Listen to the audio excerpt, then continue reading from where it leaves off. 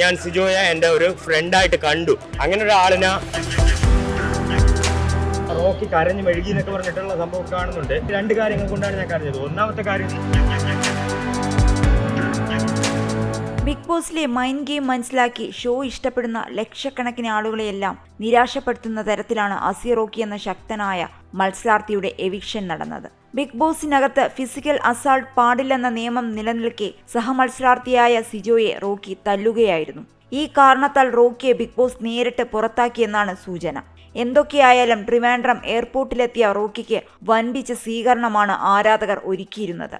കിരീടവും ഹാരവും അണിയിച്ച് ബാൻഡ് മേളത്തിന്റെ അകമ്പടിയോടെയാണ് ആരാധകർ റോക്കിയെ എയർപോർട്ടിന് പുറത്തേക്ക് ആനയിച്ചത്. തന്റെ പുറത്താകലിനെക്കുറിച്ച് താരം പ്രതികരിച്ചത് ഇങ്ങനെയാണ്: അടിപൊളി ഗെയിമായിരുന്നു, നിങ്ങൾ എല്ലാവരും കണ്ടതല്ലേ.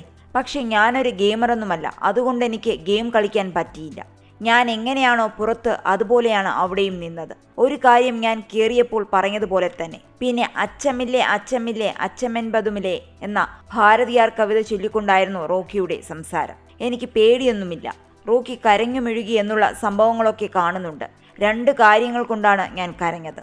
ഒന്നാമത്തെ കാര്യം, ഞാൻ 6 വർഷം കാത്തിരുന്ന് എനിക്ക് കിട്ടിയ അവസരം നഷ്ടമായി. അത് ഒരാളുടെ ആക്ഷൻ കൊണ്ടോ ആക്ട് കൊണ്ടോ എൻ്റെ റിയാക്ഷൻ എവിടെയോ പോയി, എനിക്ക് മിസ്സായി.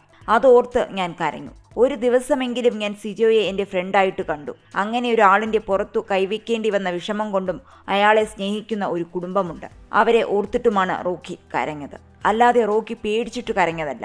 റോക്കിക്ക് അന്നും ഇന്നും എവിടെയും ഒറ്റയ്ക്ക് പോയി ഒറ്റയ്ക്ക് കളിച്ച് ജയിച്ചു വരാൻ വേണ്ടിയിട്ട് റോക്കിക്ക് ആരെയും പേടിക്കേണ്ട കാര്യമില്ല. റോക്കി അങ്ങനെയാണ് ഇവിടെയും അവിടെയും. സിനിമയിലെ റോക്കിയാണെങ്കിൽ സ്റ്റാർട്ട് ആക്ഷൻ ക്യാമറ പറയുമ്പോഴത്തേക്കും ആക്ഷൻ കാണിക്കും, കട്ട് പറയുമ്പോൾ കട്ടാകും. റിയൽ റോക്കിക്ക് സ്റ്റാർട്ട് ക്യാമറ ആക്ഷൻ ഒന്നും വേണ്ട. Always Rocky going on action എന്നാണ് റോക്കിയുടെ പ്രതികരണം. അതേസമയം സിജോയുടെ മൂന്തക്കിട്ടിടിച്ചിട്ട് കൺഫെഷൻ റൂമിലെത്തിയ റോക്കി നിയന്ത്രണം വിട്ട് പൊട്ടിക്കരഞ്ഞിരുന്നു. സിജോയോട് ഞാൻ പറഞ്ഞതാണ് എൻ്റെ ദേഹത്ത് തൊടരുതെന്ന്.